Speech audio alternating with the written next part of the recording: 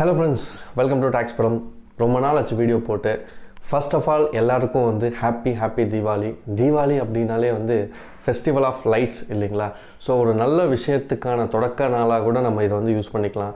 நிறைய பிஸ்னஸ் இந்தியாவில் traditional business பண்ணுறவங்க எல்லாமே தீபாவளிக்கு தான் கணக்கு முடிப்பாங்க. ஸோ தீபாவளி டு தீபாவளி நான் எவ்வளோ பிஸ்னஸ் பண்ணியிருக்கேன், போன தீபாவளிக்கும் இந்த தீபாவளிக்கும் எனக்கு எப்படி இன்க்ரீஸ் இருக்குது, இதெல்லாமே வந்து பார்த்துட்ருப்பாங்க. ஸோ இன்றைக்கி நம்ம டிஸ்கஸ் பண்ண போகிற டாபிக் வந்து பார்த்தோன்னா 50-30-20 ரூல். ஒரு பிஸ்னஸ் பண்ணுறோம், இல்லை நீங்கள் வேலைக்கு போகிறீங்க, ஒரு மாத சம்பளம் வருது, அந்த ஒரு இன்கம் வருதுன்னா அது எப்படி நம்ம செலவு பண்ணணும் அப்படின்றது தான் வந்து நம்ம பேசிக்கலி இந்த வீடியோவில் டிஸ்கஸ் பண்ண போகிறோம். பார்க்கலாமா? என்னடா இது எப்போ பார்த்தாலும் இவன் சேவ் பண்ணுன்னு சொல்லிட்டு இருக்கா நீங்கள் நினைக்கலாம். பட் அது வந்து மிக மிக முக்கியமான ஒரு விஷயம். நம்ம சின்ன வயசுலேருந்து நம்ம அம்மா அப்பா சொல்லிட்டு இருப்பாங்க, தம்பி காசு பார்த்து செலவு பண்ணணும், சும்மா தேவையில்லாத செலவு பண்ணாதீங்க அப்படின்னு சொல்லிகிட்டே இருப்பாங்க. 100 ரூபாடா பார்த்து செலவு பண்ணு இந்த. பட் நம்மளோட ஆசை என்றது அதிகமாகும் போது நமக்கு தெரியாமலே நம்ம செலவு பண்ணுவோம். இந்த உலகம் உங்களை மதிக்கணும்னா உங்களுக்கு என்ன வேணும்? உங்களால முடியுமா முடியாதா? That's the spirit my boys, that's the spirit. Actually ஒரு தியரி படி பார்த்தோம்னா நம்ம என்னதான் படிச்சிருந்தாலும் என்னதான் பெரிய நாலேஜ் இருந்தாலும் அந்த ஒரு தூண்டுதல், அந்த ஆசை தான் நம்மளை வந்து பணம்ன்றது செலவு பண்ண வைக்கும். ஸோ பிஹேவியர் வந்து தான் வந்து நம்மளோட செலவை வந்து டிசைட் பண்ணோம். உங்களோட நீங்கள் என்ன வேணால் நாலேஜாக இருக்கலாம், என்ன டெக்னிக்கல் பெரிய இதுவாக இருக்கலாம், அவ்வளோ பணம் சம்பாதிச்சாலும் சில பேர் மூடத்தனமாக வந்து செலவு பண்ணிட்டுருப்பாங்க. ஏன் அவ்வளோ சம்பாதிக்கிறவங்களுக்கு அந்த நாலேஜ் இருக்காதா எப்படி செலவு பண்ணணும்? இருந்தாலுமே அந்த ஆசை, அந்த ஊக்கம்ன்றது தெரியாமல் நம்மளால் வந்து செலவு பண்ணுறதுக்கான வாய்ப்புகள் அதிகமாகவே உண்டு. நான் ரீசெண்ட்லி சில புக்ஸ் எல்லாம் படிச்சுட்டு இருந்தேன், இந்த சைக்காலஜி ஆஃப் மணி. ஸோ அதெல்லாம் பல நல்ல விஷயங்கள் வந்து சொல்லியிருக்காங்க. இஃப் பாசிபிள் நீங்களும் முடிஞ்சால் படித்து பாருங்கள். ஸோ அதில் ஜென்ரலி வந்து ஒரு ரூல் 50-30-20 ரூல் அப்படின்னா என்ன அப்படின்னு பார்த்தோம்னா, நம்ம எவ்வளோ சம்பாதிக்கிறாங்களோ அதில் பாதி பணம் வந்து பார்த்திங்கன்னா உங்களோட தேவைக்கு நீங்கள் செலவு பண்ணுங்கள். அதே மாதிரி ஒரு 30% வந்து உங்களோட ஆசைக்காக, ஃபோன் வாங்கணுமா என்ன பண்ணுறோம் பண்ணுங்கள்.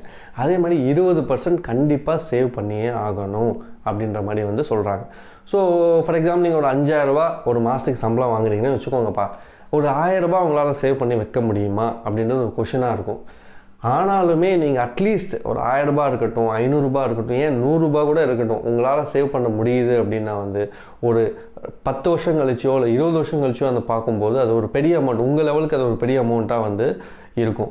ஆக்சுவலி ஒரு ரியல் கதை சொல்லணும்னா வந்து யூஎஸில் ஒரு தாத்தா இந்த சென்ஸ் வந்து அவர் ஒரு சாதாரண ஒரு கூலி தொழிலாளி. ஸோ அவர் இருக்கும்போது அவர்கிட்ட கிட்டத்தட்ட 80 கோடி ரூபாய் மதிப்புள்ள சொத்து வந்து இருந்திருக்கு. அது வந்து பார்த்திங்கன்னா மக்களுக்கெல்லாம் தெரிஞ்சு ஆச்சரியப்பட்டிருக்காங்க, என்னடா இவர் எதுவுமே பண்ணுறதில்ல, சும்மா ஒரு கூலி தொழிலாளர் எப்படி 80 கோடி அவர் சாகும்போது இருந்தது.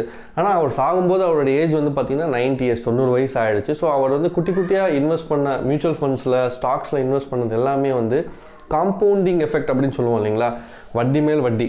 ஸோ அந்த மாதிரி அவருக்கு அக்யூமுலேட் ஆகி கிட்டத்தட்ட $8 million வந்து பார்த்திங்கன்னா அவர் இறக்கும்போது இருக்கிற ஃபண்ட்ஸ், அவரோட உயிரில் வந்து 2 கோடி வந்து அவரோட பசங்களுக்கு, மித்ததை வந்து தானம் பண்ணுங்கன்ற மாதிரி வந்து எழுதிட்டார்.